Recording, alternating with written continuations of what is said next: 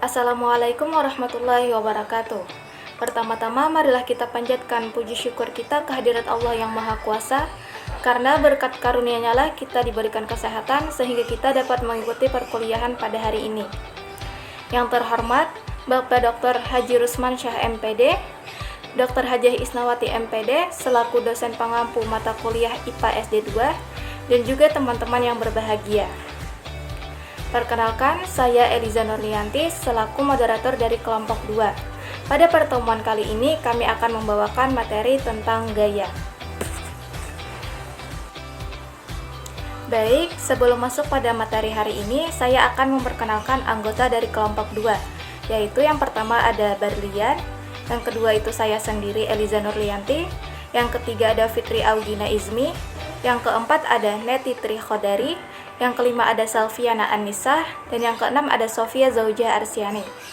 Baiklah, langsung saja kepada teman-teman, dipersilahkan untuk memaparkan materinya masing-masing. Perkenalkan, nama saya Neti Trikodari dengan nomor absen 38. Di sini saya akan menyampaikan materi tentang konsep gaya. Gaya adalah dorongan atau tarikan yang diberikan pada suatu benda. Untuk melakukan suatu gaya, diperlukan adanya tenaga.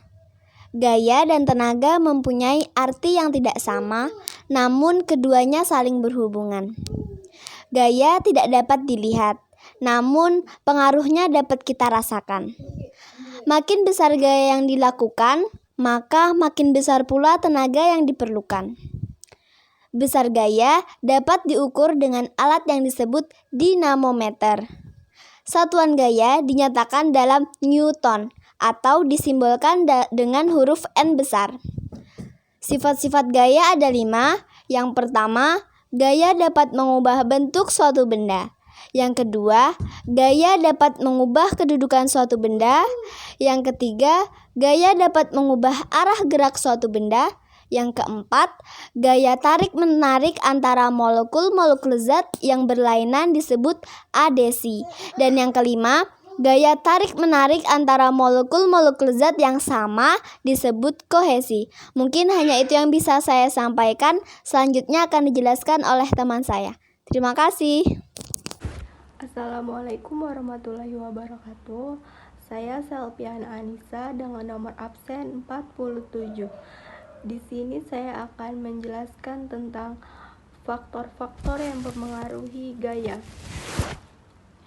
Benda dapat bergerak karena adanya gaya yang bekerja pada benda.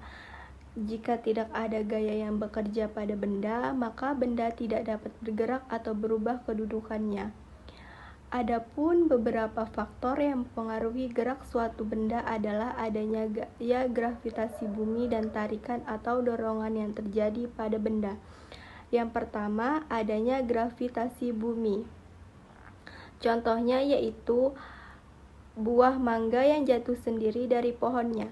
Jatuhnya buah mangga tersebut merupakan akibat adanya gaya tarik bumi yang disebut gravitasi. Gravitasi menyebabkan benda dapat bergerak jatuh ke bawah. Apabila kita melempar bola ke atas, maka bola tersebut akan kembali ke bawah karena adanya gravitasi bumi.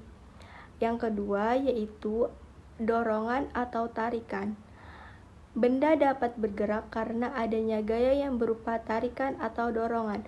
Adapun contohnya yaitu ember yang terikat dengan tali yang ada di sumur tidak dapat bergerak ke atas apabila tidak ditarik.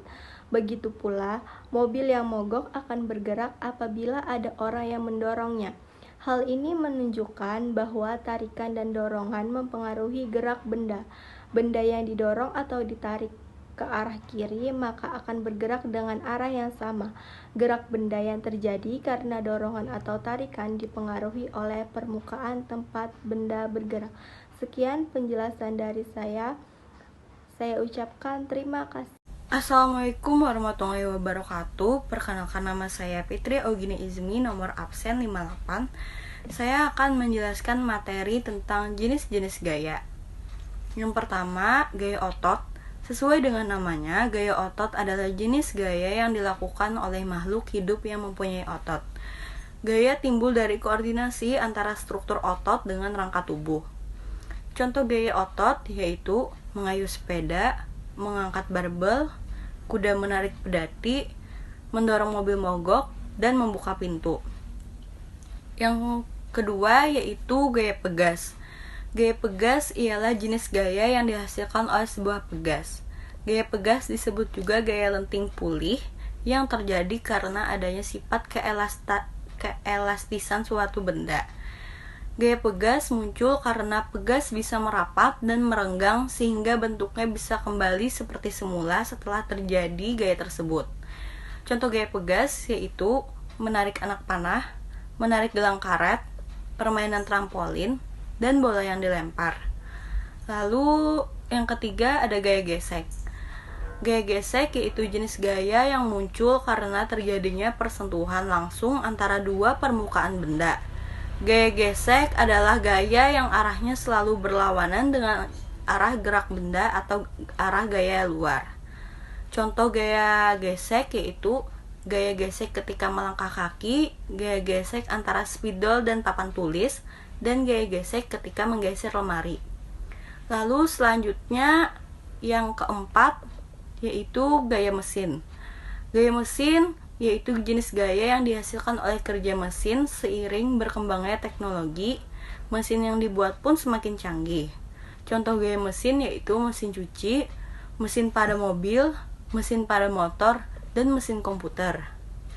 Lalu yang kelima ada gaya gravitasi bumi atau gaya berat. Gaya gravitasi bumi yaitu jenis gaya tarik bumi terhadap seluruh benda bermassa yang terdapat pada permukaannya. Contoh gaya gravitasi bumi yaitu buah yang jatuh dari pohon, daun berguguran, dan bola akan jatuh ketika dilempar ke atas. Lalu yang terakhir ada gaya magnet. Gaya magnet yaitu gaya pada magnet yang mampu menarik benda-benda tertentu. Benda yang mampu ditarik oleh magnet disebut benda magnetis. Umumnya terbuat dari besi atau baja, ataupun logam lainnya. Semakin dekat magnet dengan benda magnetis, maka gaya tarik magnet tersebut semakin besar. Gaya magnet bisa menarik benda walaupun tanpa menyentuhnya. Contoh gaya magnet yaitu besi yang didekatkan pada magnet dan speaker pengeras suara. Sekian dari saya, selanjutnya akan diteruskan oleh teman saya. Terima kasih. Assalamualaikum warahmatullahi wabarakatuh. Sebelumnya perkenalkan, nama saya Sophia Jojarsyani dengan NIM 20101253234. Baik, di sini saya akan melanjutkan pemaparan materi dari teman saya, yaitu hukum Newton. Hukum Newton terbagi menjadi dua. Yang pertama, hukum Newton 1.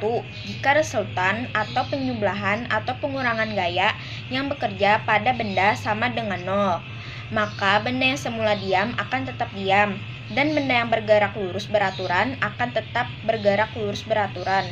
Rumus hukum Newton 1 adalah resultan gaya sama dengan 0. Yang kedua yaitu hukum Newton 2. Percepatan atau perubahan dari kecepatan gerak benda selalu berbanding lurus dengan resultan gaya yang bekerja pada suatu benda dan selalu berbanding terbalik dengan massa benda. Rumus hukum Newton 2 yaitu resultan gaya sama dengan massa benda dikali percepatan. Sekian pemaparan materi dari saya. Terima kasih. Assalamualaikum warahmatullahi wabarakatuh. Perkenalkan, nama saya Barlian dengan nomor absen 5. 3. Hukum Newton 3. Setiap aksi akan menimbulkan reaksi. Artinya, jika suatu benda mengerjakan gaya terhadap benda kedua, maka benda kedua akan membalas gaya dari benda pertama dengan arah yang berlawanan. Rumus hukum Newton 3 yakni sigma F aksi sama dengan minus sigma F reaksi. Persoalan hukum Newton. Sebuah benda bermassa 10 kg bergerak dengan kecepatan 2 m per sekon. Berapakah besar gaya yang diberikan pada benda? Diketahui M sama dengan 10 kg, A sama dengan 2 m per sekon. Ditanyakan yaitu nilai F. Jawabannya F sama dengan M dikali A, F sama dengan 10 dikali 2. Hasilnya F sama dengan 20N. Jadi gaya yang bekerja pada benda adalah 20N. Sekian dari saya, terima kasih. Baik, kesimpulan pada materi hari ini adalah pada hukum Newton 1, jika resultan yang bekerja pada benda sama dengan 0, maka benda yang semula diam akan tetap diam, dan benda yang bergerak lurus beraturan akan tetap bergerak lurus beraturan. Pada hukum Newton 2, percepatan gerak benda selalu berbanding lurus dengan resultan gaya yang bekerja pada suatu benda, dan selalu berbanding terbalik dengan massa benda. Pada hukum Newton 3, setiap aksi akan menimbulkan reaksi. Artinya, jika suatu benda mengerjakan gaya terhadap kedua benda, maka benda kedua akan membalas gaya dari benda pertama dengan arah yang berlawanan. Baik, mungkin ini saja presentasi dari kelompok kami. Mohon maaf jika terdapat salah dalam penyampaian kata. Saya akhiri. Wassalamualaikum warahmatullahi wabarakatuh.